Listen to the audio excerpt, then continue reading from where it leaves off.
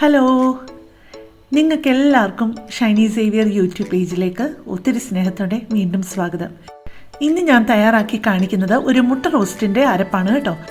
നിങ്ങൾക്ക് പെട്ടെന്ന് വീട്ടിൽ ഗസ്റ്റ് വരികയോ അല്ലാന്നുണ്ടെങ്കിൽ വേറെ എന്തെങ്കിലും ജോലി തിരക്കോ ഒക്കെ ആയിട്ട് ബിസി ആയിരിക്കുമ്പോൾ ബ്രേക്ക്ഫാസ്റ്റിന് പെട്ടെന്ന് മുട്ട റോസ്റ്റ് ഒന്ന് വേണമെന്ന് തോന്നിക്കഴിഞ്ഞ് കഴിഞ്ഞാൽ ഇതുണ്ടാക്കി ഫ്രീസറിൽ വെച്ചിരുന്നു കഴിഞ്ഞാൽ 8 മുട്ട വെച്ചിട്ട് 3 പ്രാവശ്യം ഉണ്ടാക്കാനുള്ള അരപ്പാണ് ഞാൻ ഈ വെച്ചിരിക്കുന്നത്. അതിനായിട്ട് കുറച്ച് വലിയൊരു പാത്രമാണ് ഞാൻ വെച്ചിരിക്കുന്നത്. അതിലേക്ക് ഒരു 1/4 കപ്പ് വെളിച്ചെണ്ണ. ഞാൻ വെളിച്ചെണ്ണയാണ് യൂസ് ചെയ്തിരിക്കുന്നത്. പക്ഷേ ഓരോരുത്തർക്കും ഏതാണോ താല്പര്യം അതിനനുസരിച്ച് എണ്ണ ഉപയോഗിക്കാവേ. ആ എണ്ണയിലേക്ക് 20 വലിയ സവാളയുള്ളിയാണ് കനം കുറച്ച് അരിഞ്ഞത് ഇപ്പം ഇട്ട് കൊടുത്തിരിക്കുന്നത്. നമ്മൾ സാധാരണ ഉള്ളിയൊക്കെ വഴറ്റുമ്പോൾ പെട്ടെന്ന് വഴന്ന് കിട്ടാനായിട്ട് ഉപ്പിടുമല്ലോ, അതുപോലെ ഞാൻ ഇത്രയും ക്വാണ്ടിറ്റി ഉള്ളതുകൊണ്ട് 1 ടേബിൾ സ്പൂൺ ഉപ്പും 1 ടീസ്പൂൺ മഞ്ഞൾപ്പൊടിയുമാണ് ഇട്ടിരിക്കുന്നത്. നമുക്ക് കിച്ചണിൽ ആരെങ്കിലും ഉള്ളിയൊക്കെ അരിഞ്ഞും പൊളിച്ചുമൊക്കെ തരാൻ സഹായത്തിന് ആളുള്ളപ്പോഴോ അല്ലെങ്കിൽ നമുക്ക് ജോലിക്കുറവുള്ളപ്പോഴോ ഇതുപോലെ ഒരു ഇച്ചിരി അരപ്പൊക്കെ ഉണ്ടാക്കി വെച്ച് കഴിഞ്ഞാൽ നമുക്ക് വളരെ ഈസി ആയിട്ട് നമ്മളുടെ വീട്ടുജോലികൾ മുമ്പോട്ട് പോകുമേ. അപ്പോൾ ഞാനിപ്പോൾ എടുത്തിരിക്കുന്നത് പേരിനൊരു 2-3 പച്ചമുളക് എടുത്തിട്ടുള്ളൂ, ഒരു 10-20 കഷ്ണം വെളുത്തുള്ളി, ഒരു 1/4 ഇഞ്ചിൻ്റെ ഒരു 3 കഷ്ണം ഇഞ്ചി, ഒരു 4 ടൊമാറ്റോ കുഞ്ഞായിട്ട് അരിഞ്ഞ് വെച്ചിട്ടുണ്ട്. പിന്നെ നല്ലതായിട്ട് കറിവേപ്പില വേണം കേട്ടോ, ഒരു 8-10 തണ്ട് കറിവേപ്പിലയും പിന്നെ മല്ലിയിലയും. ഇത് ഇത്രയും ഉള്ളി അരിയുക എന്നുള്ളതാണല്ലോ ഏറ്റവും പ്രധാനപ്പെട്ട ഒരു പാട് ഇതിനകത്ത് പറയുന്നത്. അപ്പം നിങ്ങൾക്ക് ചെയ്യാവുന്ന വേറെ ഒരു കാര്യം, ഒരുപാട് ജോലിയുള്ളപ്പം പൊളിച്ചും അരിഞ്ഞും തരാൻ ആരെങ്കിലും ഉള്ളപ്പോൾ നമുക്ക് ഒരു സ്റ്റൗവിലോട്ട് ഒരു സൈഡിൽ ഇത് വഴറ്റാൻ അങ്ങ് ഇട്ടിട്ട് ബാക്കിയുള്ള ജോലികൾ അങ്ങ് ചെയ്യാവുന്നതേ ഉള്ളൂ. ഇതിനു വേണ്ടി നമ്മൾ സമയം മാറ്റി വെച്ച് കഴിഞ്ഞ് കഴിഞ്ഞാൽ അത് നഷ്ടമാണ്. അപ്പോൾ നമുക്ക് വേറെ ഒരുപാട് ജോലികൾ ഉള്ളപ്പോഴായാലും ഒരു സൈഡിൽ ഇതങ്ങ് വഴറ്റാൻ ഇട്ട് കഴിഞ്ഞാൽ അതിൻ്റെ കൂടെ നമുക്ക് മറ്റ് ജോലികൾ നടക്കുന്നതിൻ്റെ കൂട്ടത്തിൽ ഇതും സൈഡിലങ്ങ് ആയിക്കോളും. അപ്പോൾ ഇങ്ങനെ കുറച്ച് ഉണ്ടാക്കി വെച്ചിരുന്ന് കഴിഞ്ഞാൽ നമുക്ക് പുറത്തുനിന്ന് അൺഹെൽത്തി ആയിട്ടുള്ള ഭക്ഷണം മേടിച്ച് നമുക്ക് കഴിക്കേണ്ട ആവശ്യമില്ല. എപ്പോഴായാലും നമുക്ക് ബ്രേക്ക്ഫാസ്റ്റിനായാലും ലഞ്ചിനായാലും എന്തെങ്കിലുമൊക്കെ ഫ്രീസറിൽ ഉണ്ടാവും. അപ്പോൾ ഞാൻ അതിൻ്റെ ആദ്യത്തെ ലെങ്തി വീഡിയോ ഇതിൻ്റെ ഒരു അരപ്പായിരുന്നു. ഇതിൻ്റെ അല്ല, ഒരു മുട്ട, ചിക്കൻ, ബീഫ്, വെജിറ്റബിൾസ് ഒക്കെ കറി വെക്കാവുന്ന ഒരു അരപ്പ്. അപ്പോൾ അതെൻ്റെ ആദ്യത്തെ വീഡിയോ ആയതുകൊണ്ട് ഒരു കൺഫ്യൂഷൻ ഉണ്ടായിരുന്നു പറയുന്നതിൽ. അപ്പോൾ ഞാൻ അതെന്തായാലും ഞാൻ പിൻ ചെയ്തേക്കാം. അതിൻ്റെ കൂടെ ഞാൻ കമൻസിൻ്റെ കൂട്ടത്തിലും അത് ഞാൻ ഇട്ടേക്കാം. ഇപ്പം ഞാനതിൻ്റെ പേരിന് ഞാനൊരു 3 പച്ചമുളക് ഇടുന്നു എന്നുള്ളതേ ഉള്ളേ.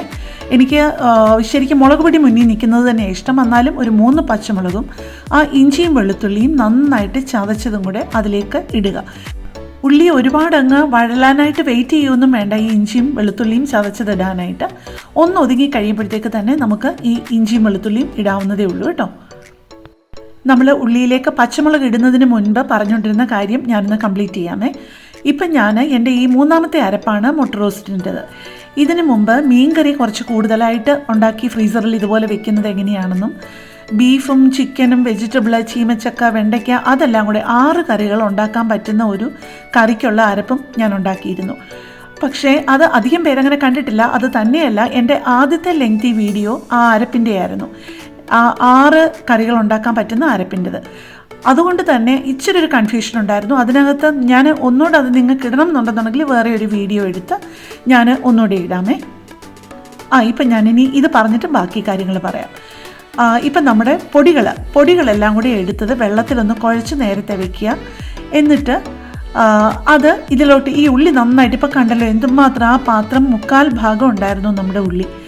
അപ്പോൾ ഇപ്പം കണ്ടല്ലോ അതെന്തുമാത്രം കുറഞ്ഞിട്ടുണ്ടെന്ന്.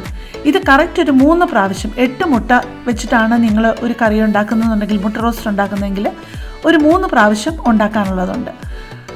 അപ്പോൾ കുഴച്ച് വെച്ച ആ ഒരു അരപ്പ് ഇതിനകത്തോട്ട് ചേർത്തിട്ട് ഇനിയാണ് നന്നായിട്ട് വഴലേണ്ടത്. അപ്പോൾ ആ ഒരു വഴറ്റലിലാണ് ഇതിൻ്റെ ടേസ്റ്റ് മുഴുവൻ ഇരിക്കുന്നത് കേട്ടോ. അപ്പോൾ നന്നായിട്ട് വഴറ്റുക. ഇപ്പം കണ്ടല്ലോ അതൊരു പച്ചയായിട്ട് കിടക്കുകയാണ്. അത് എത്രയും നേരം നിങ്ങൾക്ക് വഴറ്റാൻ പറ്റുമോ അത്രയും നേരം നന്നായിട്ട് വഴറ്റുക. അപ്പം നമ്മൾ അരപ്പിൻ്റെ കാര്യം പറഞ്ഞുകൊണ്ടിരുന്നതിൻ്റെ ബാക്കി പറയാം. അപ്പോൾ ഈ മീൻകറിയുടെയും 6 കറികൾക്കുള്ള വേറെ ഒരു അരപ്പും കൂടെ ഉണ്ടായിരുന്നു. ബീഫും ചിക്കനും ഒക്കെ ഞാൻ പറഞ്ഞല്ലോ, വെജിറ്റബിളും എല്ലാം ഉണ്ടാക്കാവുന്നത്. അപ്പം ആ ബീഫും ചിക്കനും എല്ലാം കൂടെ ആ 6 കറികൾക്കുള്ള ആ ഒരു അരപ്പിൻ്റെ വീഡിയോ ആയിരുന്നു ഞാൻ ആദ്യമായിട്ടിട്ടത്. അപ്പോൾ അതിൽ ചെറിയൊരു കൺഫ്യൂഷനുണ്ട്, ആദ്യമായിട്ട് ഇച്ചിരി ടെൻഷനിലൊക്കെ ആയതുകൊണ്ട്. അപ്പോൾ എന്തായാലും ഞാൻ ഈ ഡിസ്ക്രിപ്ഷനിൽ പിൻ ചെയ്യാം. അപ്പം നിങ്ങൾക്ക് എന്തെങ്കിലും സംശയം ഉണ്ടെന്നുണ്ടെന്നുണ്ടെങ്കിൽ നിങ്ങൾ എന്നോട് ചോദിച്ചാൽ ഞാനത് ക്ലിയർ ആക്കി തരാം കേട്ടോ. നമ്മളിനിയും ചെറുതായിട്ട് അരിഞ്ഞ് ടൊമാറ്റോയും ഇട്ട് നന്നായിട്ടൊന്ന് വഴറ്റുക. നമ്മൾ എത്ര നേരം നന്നായിട്ട് വഴറ്റുന്നോ അതിലാണ് ഈ ഗ്രേവിയുടെ ടേസ്റ്റ് മുഴുവൻ ഇരിക്കുന്നത് കേട്ടോ. ഇത് പൂർണ്ണമായിട്ട് വഴറ്റി കഴിയുമ്പോൾ നിങ്ങൾക്ക് കാണാം ഇത് വളരെ കുറച്ചേ കാണുകയുള്ളൂ. അതുപോലെ അങ്ങ് എടുത്ത് ഫ്രീസറിൽ വെക്കുന്നുണ്ടെന്നുണ്ടെങ്കിൽ നമുക്കത് ഒരുപാട് നാൾ ഉപയോഗിക്കാനുള്ളതായതുകൊണ്ടാണ് അങ്ങനെ വെക്കുന്നത്. പക്ഷേ ഞാൻ ഓരോ പ്രാവശ്യം അപ്പത്തിൻ്റെ കൂടി ആയാലും ഉപ്പുമാവിൻ്റെ കൂടി ആയാലും എടുക്കുമ്പോൾ അതിനകത്ത് നല്ല കട്ടി തേങ്ങാപ്പാലും കൂടി ഒഴിക്കും. നിങ്ങൾക്ക് വേണമെന്നുണ്ടെന്നുണ്ടെങ്കിൽ തേങ്ങാപ്പാൽ ഒഴിച്ചാൽ മതി, ഇല്ലെങ്കിൽ തിളച്ച വെള്ളം ഒഴിച്ചാണെന്നുണ്ടെങ്കിലും കുറച്ചുകൂടെ ഒന്ന് ഗ്രേവി ആക്കി എടുക്കാവുന്നതേ ഉള്ളൂ. നിങ്ങൾക്ക് നിങ്ങളുടെ ഇഷ്ടത്തിന് ഉള്ള ആ ഒരു അയവിലെടുക്കാം. വഴന്ന് ഒരു അവസാനമാകാറാകുമ്പോഴത്തേക്ക് നമുക്ക് മല്ലിയില അരിഞ്ഞത് ഇടാം. മല്ലിയില ഇരിച്ചിട്ട് നന്നായിട്ട് തന്നെ ഇടുന്നതാണ് നല്ലത് കേട്ടോ. അപ്പോൾ മല്ലിയില ഇട്ട് നന്നായിട്ട് വഴറ്റി നല്ല ഒരു അങ്ങ് ഒതുങ്ങും, അതിൻ്റെ കളർ തന്നെ മാറും. അങ്ങനെ മാറി നല്ലൊരു പരുവാകുന്നത് വരെ വഴറ്റിയിട്ട് ഫുള്ളായിട്ട് തണുത്ത് കഴിഞ്ഞിട്ട് നമുക്കൊരു സ്റ്റോറേജ് ബോക്സിലെടുത്ത് വെക്കാം. അല്ലാന്നുണ്ടെന്നുണ്ടെങ്കിൽ സിപ്ലോക്ക് ബാഗിൽ നമുക്ക് ഡിവൈഡ് ചെയ്ത് വെക്കാം. ഇപ്പം നമുക്കറിയാലോ, ഞാൻ കൃത്യമായിട്ട് പറഞ്ഞിട്ടുണ്ടല്ലോ ഇത് 8 മുട്ടയ്ക്കുള്ളതാണെന്ന്. അപ്പം നമുക്ക് അത് 3ആയിട്ട് ഡിവൈഡ് ചെയ്തിട്ട് 3 സിപ്ലോക്ക് ബാഗിലായിട്ട് എഴുതി അതിന് മേലെ കൂടെ ഒന്ന് എഴുതി വെച്ച് കഴിഞ്ഞാൽ നമുക്ക് പെട്ടെന്ന് നമ്മളുടെ കാര്യങ്ങൾ നടക്കും. ഞാൻ പറഞ്ഞല്ലോ ഇതെൻ്റെ 3ാമത്തെ അരപ്പിൻ്റെ റെസിപ്പിയാണെന്ന്. ആദ്യത്തെ 2 അരപ്പിട്ട് കഴിഞ്ഞപ്പോഴേക്കും അത് ട്രൈ ചെയ്തവർ ഒരുപാട് നല്ല അഭിപ്രായം പറഞ്ഞു. പ്രത്യേകിച്ച് മക്കളൊക്കെ പുറത്തുള്ളവർക്കാണ് ഇത് കൂടുതൽ പ്രയോജനം, അല്ലെങ്കിൽ 2 പേരും ജോലി ചെയ്യുന്നവർക്ക്, പ്രത്യേകിച്ച് കൊച്ചു കുഞ്ഞുങ്ങളെയൊക്കെ നോക്കുന്നതിൻ്റെ ഇടയ്ക്ക് അവർക്ക് ഭക്ഷണം ഉണ്ടാക്കാനൊന്നും നേരെ സമയം കിട്ടിയെന്ന് വരില്ല. അപ്പോൾ ഇങ്ങനെ കുറച്ച് അരപ്പുകൾ പേരൻസ് കൊടുത്തു വിടാറുണ്ട് മിക്കവർക്കും. അപ്പോൾ അതിന് വേണ്ടിയിട്ട് ഇത് പ്രയോജനമാകാമല്ലോ. അപ്പം ഇതുപോലെ കൂടുതൽ അരപ്പുകൾ ഇടണമെന്ന് പറഞ്ഞിട്ടുണ്ട്. അപ്പോൾ ഒരു മാസത്തിലൊരിക്കലെങ്കിലും ഞാനിങ്ങനെയുള്ള അരപ്പുകൾ ഓരോന്നായിട്ട് ഞാൻ ഇടാം. ഇനിയാണെന്നുണ്ടെങ്കിലും കടലക്കറി, ബീഫ് കറി, ചിക്കൻ ഒലത്തിയത്, ബീഫ് ഒലത്തിയത്, തീയൽ, അങ്ങനെയുള്ളതിൻ്റെ ഒരുപാട് റെസിപ്പികളുണ്ട്. അപ്പം ഞാൻ ഒരു മാസത്തിൽ ഓരോന്നായിട്ടെങ്കിലും ഞാൻ ഇടാൻ ശ്രമിക്കാം കേട്ടോ. അരപ്പിൻ്റെ ചൂടെല്ലാം പോയി കഴിയുമ്പോഴത്തേക്ക് പരന്ന ഒരു പാത്രത്തിലാക്കിയിട്ട് ഞാൻ ഇങ്ങനെയാണ് ഡിവൈഡ് ചെയ്യുന്നത് കേട്ടോ. ഒന്ന് ലെവലാക്കിയിട്ട് 2ആയിട്ടാണോ 3ആയിട്ടാണോ എങ്ങനെയാണ് വേണ്ടതെന്ന് വെച്ച് കഴിഞ്ഞാൽ അങ്ങനെ അങ്ങ് ഡിവൈഡ് ചെയ്ത് വെച്ച് കഴിഞ്ഞാൽ ഫ്രിഡ്ജിൽ വെച്ചാലും ആ പാട് അതുപോലെ തന്നെ കിടന്നോളും. എന്നിട്ട് അതിന് മേലിലെ ഒന്ന് ടേപ്പ് ഒട്ടിച്ചിട്ട് ഒന്ന് എഴുതി വെക്കുകയും ചെയ്യും. അല്ലെങ്കിൽ നമുക്ക് പിന്നെ ഒരു ആവശ്യം വരുമ്പോൾ ഇത് എടുക്കുമ്പോൾ നമുക്കൊരു കൺഫ്യൂഷൻ ആയിരിക്കും. ഇത് എത്ര മുട്ടയ്ക്കുള്ള അരപ്പായിരുന്നു, എന്തിനുള്ള അരപ്പായിരുന്നു എന്നൊക്കെ ഒരു കൺഫ്യൂഷൻ ആയിരിക്കും. അപ്പോൾ ഓരോന്നും തുറന്ന് നോക്കണം. അതിനേക്കാൾ നല്ലത് ഇങ്ങനെ ഒട്ടിച്ച് അതിന് മേലെ എഴുതി വെച്ച് കഴിഞ്ഞാൽ നമുക്ക് തുറന്നു പോലും നോക്കാതെ നമുക്ക് ആവശ്യമുള്ളത് എടുക്കാമല്ലോ. ഞാനൊരു ടേപ്പ് ഇതുപോലെ ഒട്ടിച്ചിട്ട് അതിന് മുകളിലേക്ക് എഴുതി വെക്കുക ചെയ്യുന്നത്. എഗ് റോസ്റ്റ് 8 എണ്ണത്തിനുള്ളത് 3 പ്രാവശ്യം എഴുതി. അപ്പം നമുക്കൊരു കൺഫ്യൂഷനും ഇല്ല, അത് ഡിവൈഡ് ചെയ്ത് വെച്ചിട്ടുണ്ടല്ലോ. ഇപ്പം നിങ്ങളെ കാണിക്കാൻ വേണ്ടിയിട്ട് ഞാൻ ഇതുപോലെ നേരത്തെ ഉണ്ടാക്കി വെച്ചിരുന്ന ഒരു അരപ്പ്, എഗ് റോസ്റ്റിൻ്റെ തന്നെ അരപ്പ് ഞാൻ എടുക്കുവാണേ. എന്നിട്ട് അത് ഞാൻ ആ പാക്കറ്റിൽ കാണിച്ചല്ലോ, 33 രൂപയുടെ ഒരു പാക്കറ്റ് കോക്കനട്ട് മിൽക്ക് പൗഡർ എടുത്തിട്ട് അത് ഒരു 1/4 കപ്പ് വെള്ളത്തിലോ 1/2 കപ്പ് വെള്ളത്തിലോ വല്ലതും കലക്കി നിങ്ങൾക്ക് നിങ്ങളുടെ എന്തുമാത്രം ഗ്രേവിക്ക് അയവ് വേണം എന്നുള്ളതനുസരിച്ച്. ഇതിപ്പോൾ ഞാൻ 1/2 കപ്പ് വെള്ളം ഒഴിച്ചിട്ടുണ്ട്. എന്നിട്ട് ആ അരപ്പും ആ തേങ്ങാപ്പാലും നന്നായിട്ട് യോജിക്കുന്നത് വരെ നന്നായിട്ട് ചൂടാക്കുക.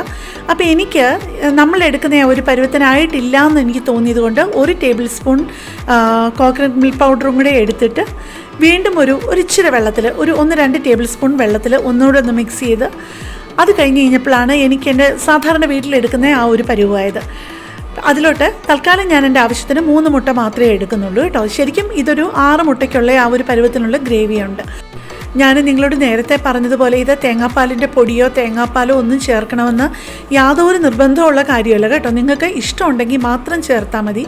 ഇല്ലെങ്കിൽ ഇത് നിങ്ങൾക്ക് ഫ്രീസറിൽ വെച്ചിട്ട് എടുക്കുമ്പോൾ തിളച്ച വെള്ളം, പച്ചവെള്ളം ഒഴിക്കരുതെന്നുള്ളത് മാത്രമേ ഉള്ളൂ. തിളച്ച വെള്ളം ഒഴിച്ച് നിങ്ങളുടെ ആവശ്യത്തിന് ആ ഗ്രേവി ലൂസാക്കി എടുക്കാവുന്നതേ ഉള്ളൂ. അപ്പം നിങ്ങൾക്ക് എല്ലാവർക്കും ഈ ഒരു റെസിപ്പി ഒരുപാട് പ്രയോജനപ്പെടുമെന്ന് എനിക്ക് വിശ്വാസമുണ്ട്.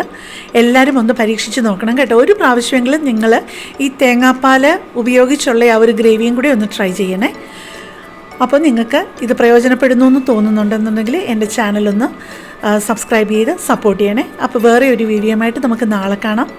താങ്ക്